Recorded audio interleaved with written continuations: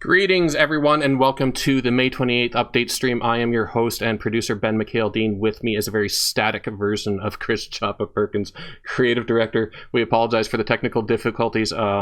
Chris's camera, we just couldn't get the resolution working. It was working fine during rehearsal, and then 2 minutes before the show, we just couldn't get it working right. So we decided to go with a picture of him instead. And the camera, Ben. Yeah.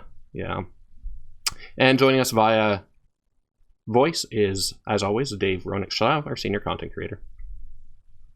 Everybody. So tonight we have a pretty good show for you, as we always try to do.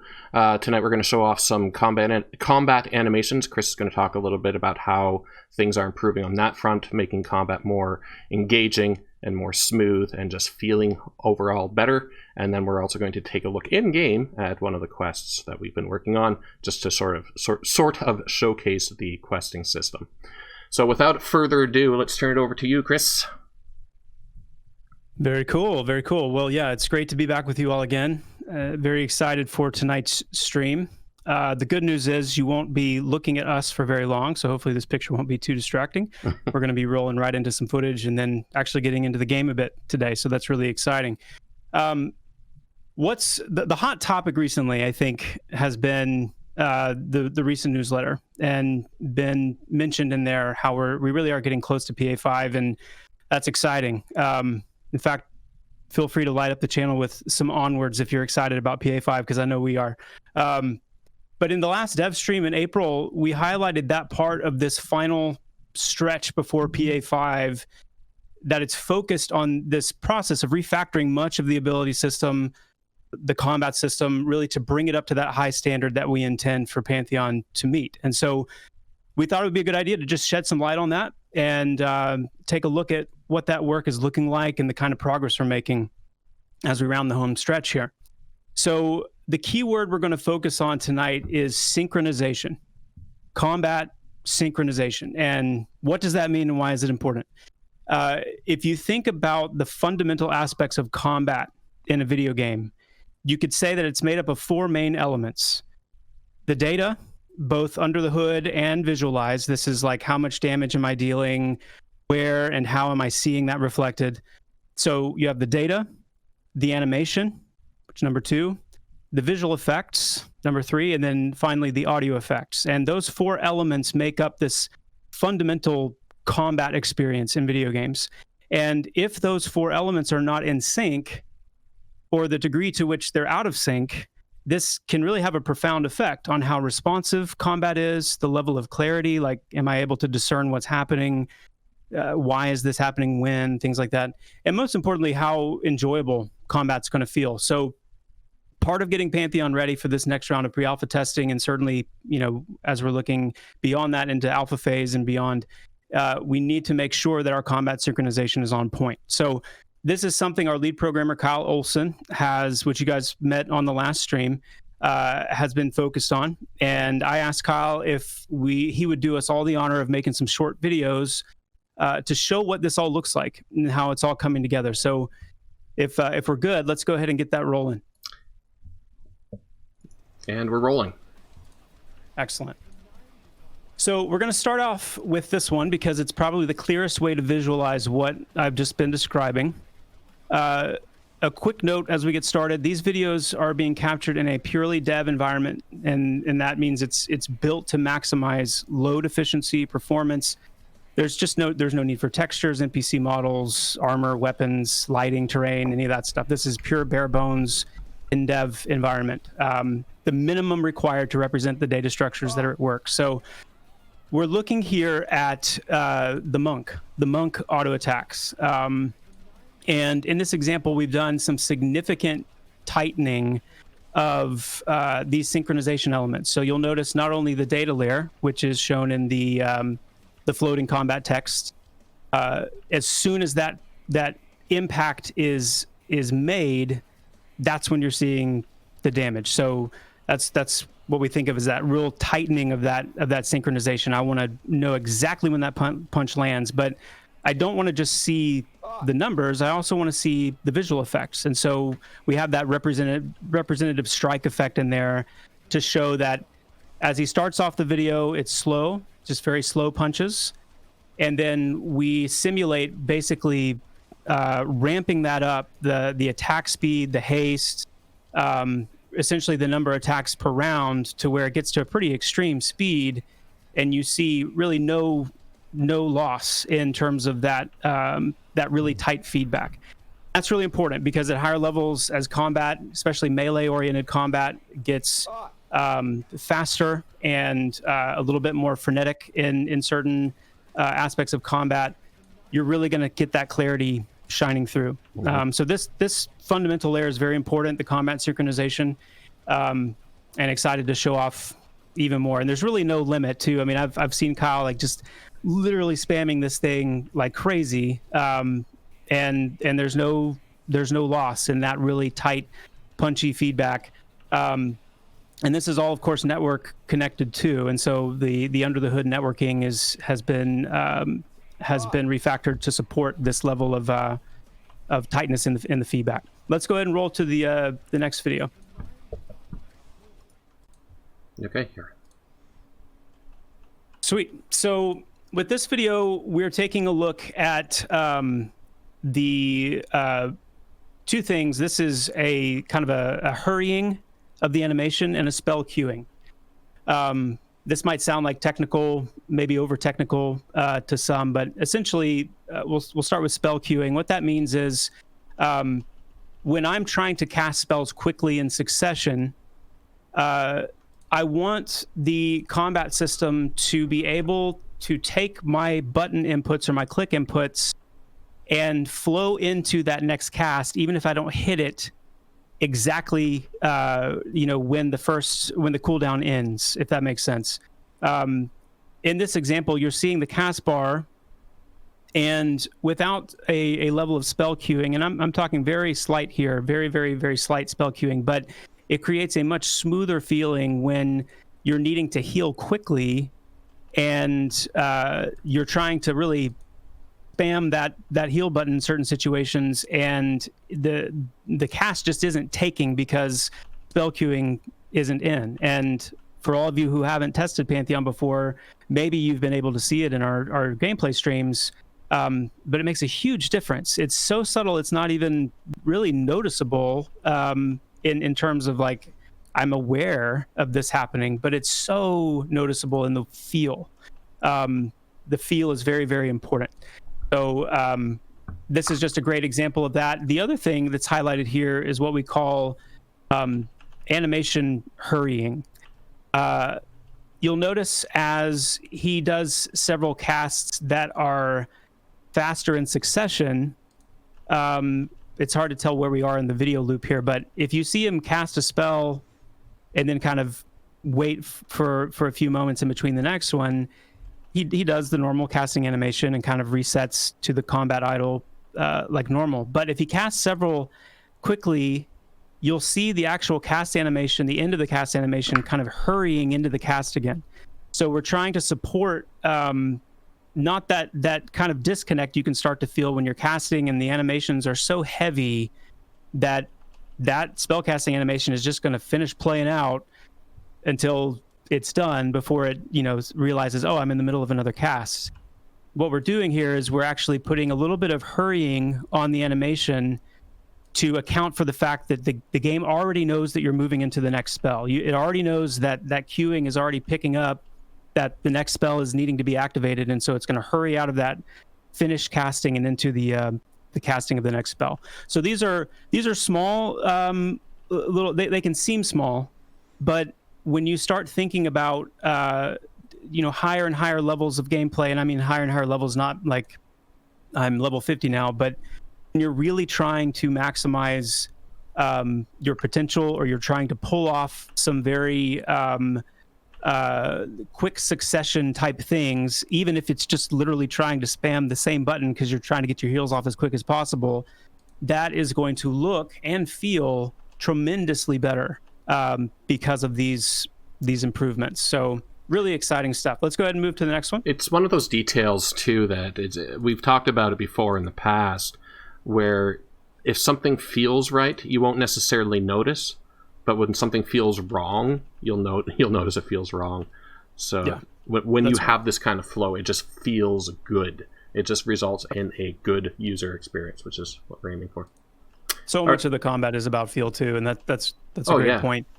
It's a great point. When you spend and most I of noticed in the chat too that yes, just to confirm, this spell queuing is keyed off of your personal latency. So this is not like just a hard binary setting. This is actually factoring in your personal latency and then kind of working with that to achieve kind of the ideal amount of queuing to make sure that you're able to chain those spell casts when you're trying to do them in rapid succession. Take some questions at the end like we normally do too, so hang on to those. All right, so let's go to the next animation.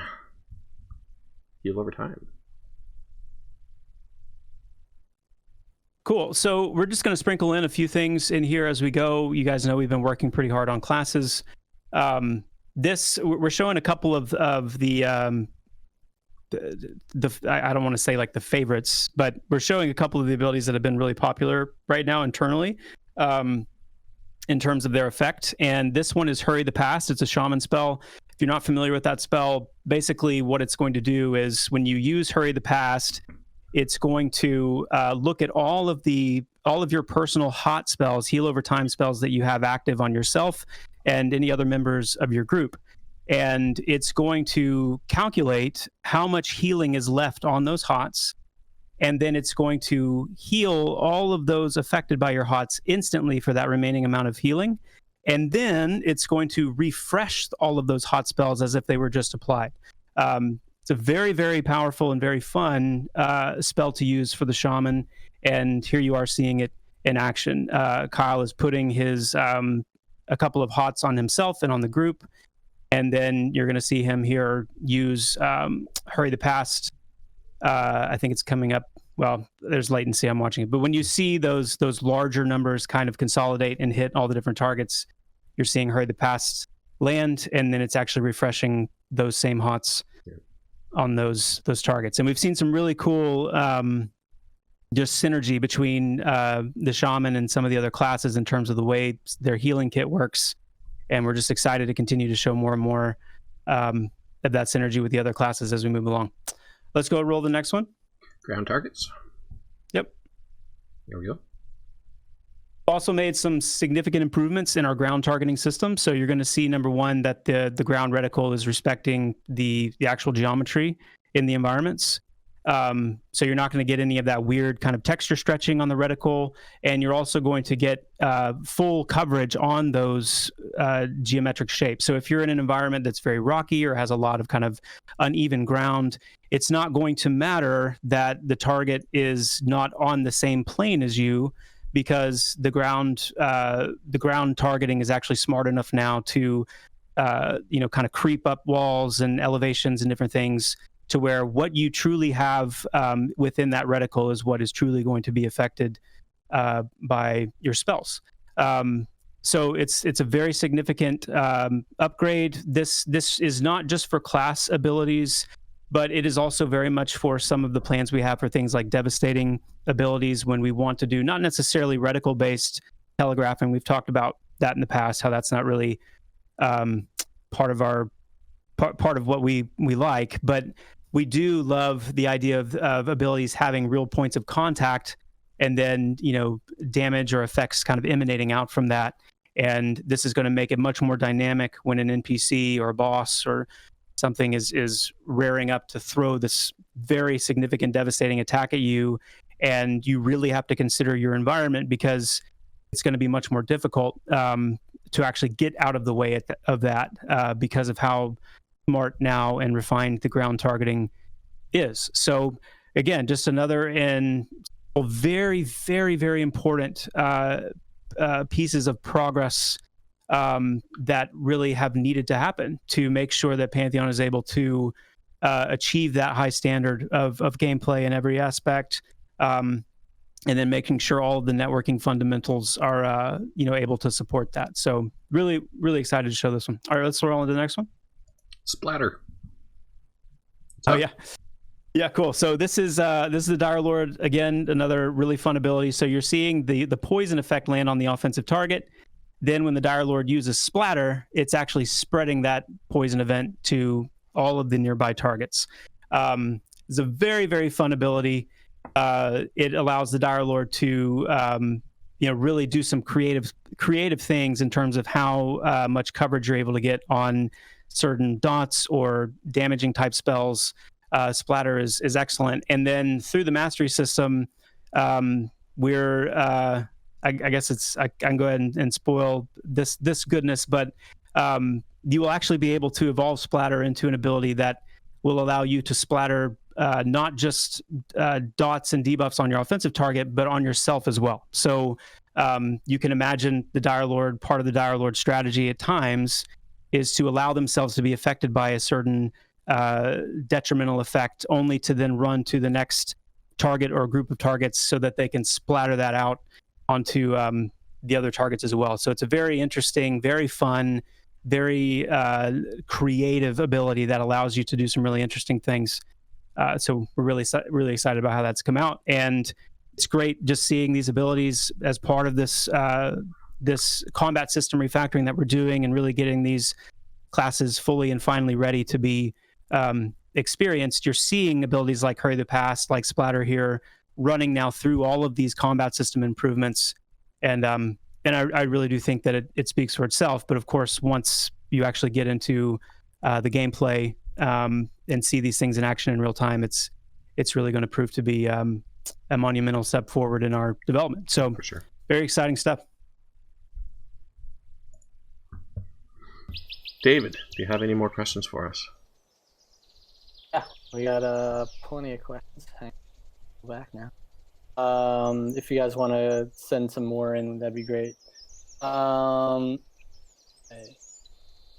How are the depth of animations going in your example? Will Monk have a good variety of attacks that flow together well and can vary in sequence? Guess they're just wondering about the variety of the animations. Class design question. Yes, the Monk is being built to flow. Monks, probably more so than the other melee classes, are weighted a little heavier towards auto attack damage, and in fact their auto attack actually plays in as a mechanic into their class play, but that is being built with the weaving in and the different types of abilities. For example, one of the real I guess you could say crowning abilities of the Monk will be a charged attack, where you actually hold down the button or hold down the click to charge up the attack and then let it loose, and that's going to synergize. When we get to the patch notes, I'll actually read off what the name of that ability is, but that's going to synergize very strongly with your auto attack, not only your auto attack rounds, but the auto attack damage. And then yes, there will be other types of abilities, martial abilities that Monks have that all play really well with the overall ebb and flow of the class. So excited to show that one off soon. Ben, do you want to do the patch notes first, or while I rebuild? Yeah, sure. Let's go into the patch notes. That's a good idea. You guys, in the meantime, resend those questions. Some of them got cut off for me, so just tag me again in the Visionary Realms chat, and we'll get some of those going after the patch notes. All right, well, let's do this. So we've pulled from some of the highlights throughout the month of May to let you guys know what we've been working on. So here we go. I always feel like we need a song here. Patch notes. Yeah. Yeah, that'd be great. That'd be great. Free stream. We'll work on it right after the pre-alpha 5. So I'm going to loosely categorize these in terms of just the different parts of development that they fall under, things like programming, world building, things like that. So starting with programming, we completed the refactor pass on AI, including the AI routine fixes. The AI routine moved to waypoint using radiuses now, which is great, because it adds this nice little short distance wander effect for NPCs around their waypoints. Very natural looking, and just part of kind of building in that life and that movement in the game world. Some preliminary work on the HUD updates begins, and that largely really just is governing visual and the functional improvements of our tooltips, the chat bubbles, the chat bubbles that you got to see briefly today. They will be that's in as just representative. It's not even gray box art, Pantheon gray box art. That's coming up soon. But those chat bubbles that are tooltips for items, for abilities, things like that, is all part of those HUD updates that are going on. Also, the living codex, the left side of the codex now scrolling as intended, so that's a good thing. This is just more of a bug fix than anything else. Again, fixed a bug for mastery points not updating properly when spent. Interactive props now distance check based on line of sight collision to collision box, determining the appropriate distance. Hooking up NPCs to appropriate stat combination formulas with full support for NPC class settings. So that we'll probably dedicate a stream to that a little bit, but that one's exciting and really just part of the other note that I have somewhere on here I'll read now, which is final tuning, balancing, and itemization passes across level 1 to 50 in prep for pre-alpha 5 have begun. So that's very much a part of that, is getting the NPCs now in that final tuning balancing pass hooked up to the appropriate stat formulas to make sure that everything to do with buffs, debuffs, things like that are meaningful when applied to NPCs. If we fix an off by 1 error with NPC experience, causing them to spawn 1 level lower than intended. It's an interesting one. Fixed a bug where you could not drag abilities around on your hotbar if the hotbar was not locked in place. Just a deep amount of combat system refactoring. That's really was the first primary focus of the stream. Lots of polish, all the synchronization improvements, getting that ability queuing in, the animation hurrying, all those things really has brought combat to a whole new level. Fixed a bug that allowed NPCs to chat with you after they had died. That was creepy. Yeah. Fixed a bug with threat generation by dots if the target was dead. And moving on into some 3D art world building stuff, we've got a few world building secrets sprinkled in over this last month that are going to be really exciting to see players finding and interacting with. The Throne Fast Quarry, the block end of that is complete. The Sightstone block in Throne Fast is also complete. We have several Hangor, the orc village, the orc area in Avendir's Pass called Hangor has been largely gray boxed, and we've replaced many of those gray box assets with their final art. We finished settling Black Rose Keep into its new location. It's now enjoying its very own zone, which is much larger in scope and content than the keep itself. So that's all I'll say about that, but super excited about that one. We increased the max possible shadow distance for that is now reflected in the player options. Lots of, I skipped ahead. Various material and texture fixes to the new gnome models, which we will be showing off soon.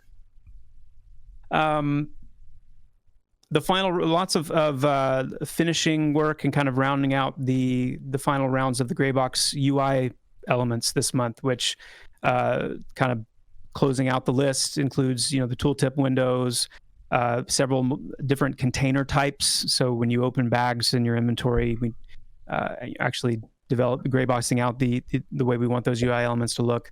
I've already talked about the chat bubbles. You know what? That I can probably show because that's static. I'm just going to go back in game here and bring up an inventory window just so you guys can see what we're talking about. Sure. Yeah, we showed the inventory in the last stream, but just in art now we've actually got it hooked up in game, which is cool. Yeah. What's cool here? Sorry, just totally going off script now. No, go ahead. But what's cool here is hopefully this isn't buffering too much for you guys. But you've got the scalability here, so you can just kind of scale it to the size that you want to do, and your opacity as well. You can lock it. You can do a mouse over darken. It's all very, very customizable stuff. Works for the hotbars as well. So you can make things giant if you want. It's still a work in progress too. Still a work in progress, but you sort of see the functionality of it, which is pretty cool stuff. All right. Sorry. Go ahead, Chris. All good. Okay. So on the quest side of game development, there's just been a massive amount of quest and perception content going in over the last month. Cannot wait to get this video out to show off this storyline in its full glory. Really, really exciting stuff, and just the amount of content that's going to be available for testing is going to be really, really, really fun to see. Added NPC to NPC enter and exit range event nodes. I will translate, basically means that NPCs can walk into range of another NPC and have a conversation with them, which again, all kind of adding to that life and that lived in feel of being in the world of Terminus and seeing the different NPCs interacting with each other, being able to read what they're saying through the chat bubbles. And this is a fun one. Added compare entity status node. Anybody want to take a guess at what in the world that would be significant for? What if I said added compare entity status node to check for things like stealth of a player? Now, why would it be important to check for that? And you have to think about it in context. So we're talking about quests, perception, dialogue, NPCs talking to each other. Why would it need to check for stealth? Maybe because there are certain things NPCs will only say if they think that they are alone. Leave it at that. Game design, more generally. Actions. Factions now support starting value for players, which can be set at the faction level or controlled per race and or class. I'll put that simply. Humans and ogres hate each other now. So it was bound be to ready. happen. Our pre-alpha testers, if you choose to venture into the human area and you are a race that is not well liked. Another interesting one, just for the collective kind of radar and frame of reference, we have lowered all of this player starting attributes from 8 to 1, and that's pre-racial bonus, that's pre the spending of the character creation points that you get.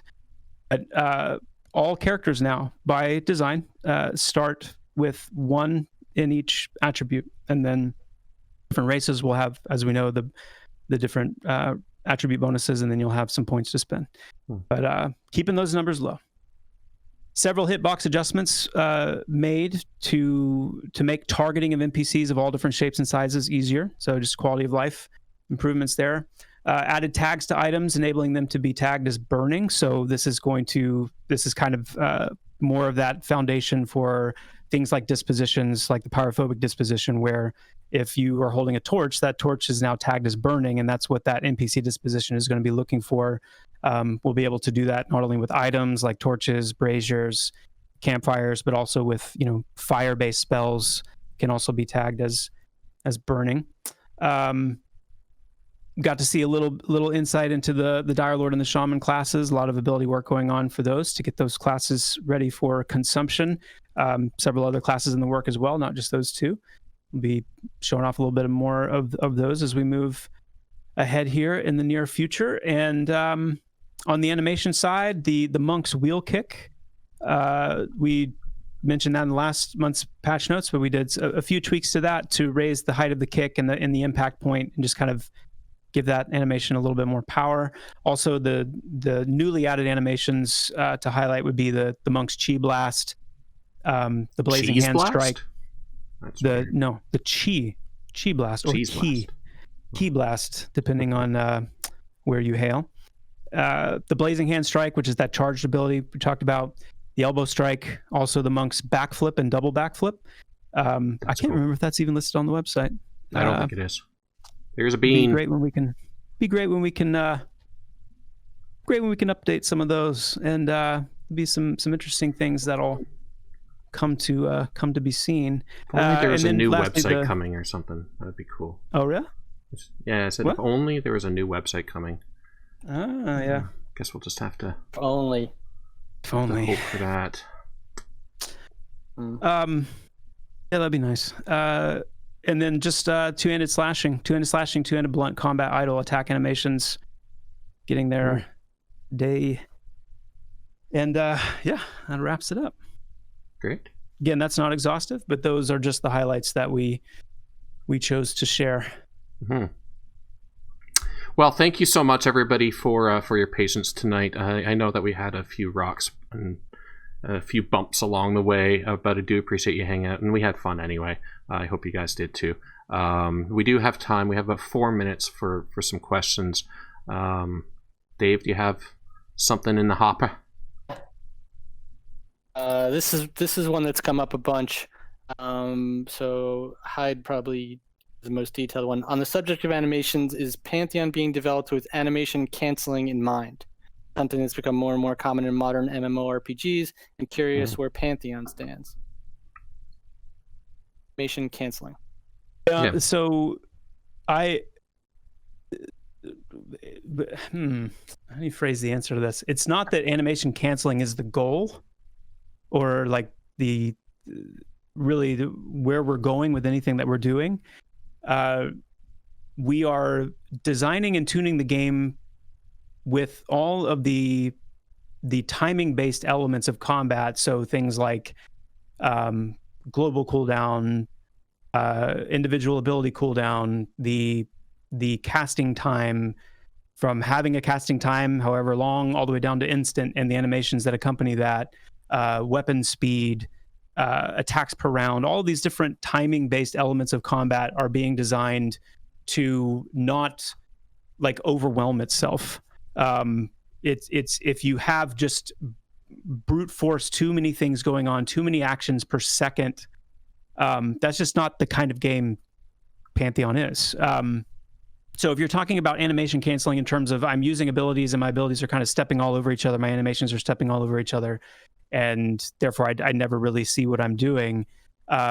We're designing things in a way to prevent that and lessen that, but also the animation queuing the ability queuing and the animation hurrying is the other side of what we're doing to make sure that those things stay clean and stay fluid. So if you're talking about animation canceling just in terms of like I'm like how I interrupt my own action, like if I'm casting a spell and I need to stop casting the spell, then that's, I mean, you would do that by just moving. You would do that by moving. You do that by jumping. We don't have like an animation canceling button, like stop when I'm doing button. But yeah, you should be able to get out of the animation that you're in by interrupting the ability. So that unfortunately took 3 of the 4 minutes we had left. We have 1 more minute. We are not doing animation locking. That, like, what we're doing is the antithesis of animation locking. We're creating ways for you to flow out of your animations, but you are not. And animation locking is, I cannot use the next ability until this ability is done animating. That's such a long, heavy animation that I can't do anything. I have to sit here and watch myself animate before I can do the next one. That is not what we're doing by any stretch of the imagination. Okay, really quick one. Dave, you have something short? Oh, is there something you want to say anything about pre-Alpha 5? Is that a question? I guess. Dave, do you have a question? Well, let's answer that with a question. Is there anything you want to say about pre-Alpha 5? Well, no, if you guys read the newsletter, which I'm sure many of you in this channel watching tonight did, we will be announcing pre-Alpha 5 shortly. It will be this summer, so be excited about that. We are. Boom.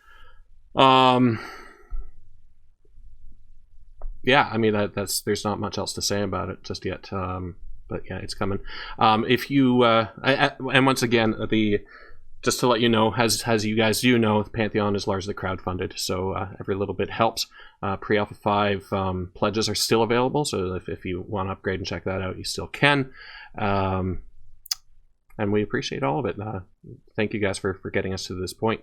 We're very excited to share it with you and keep on moving forward. I think that's all we have time for now. Anything you want to say to wrap it up, Dave, Chris? Go to that video getting up. Game looks amazing, and yeah, they want everybody to see the work that's been done to Fairtail. Like, yeah, so we'll expedite that for sure. Yeah, we'll get that up for tomorrow for you.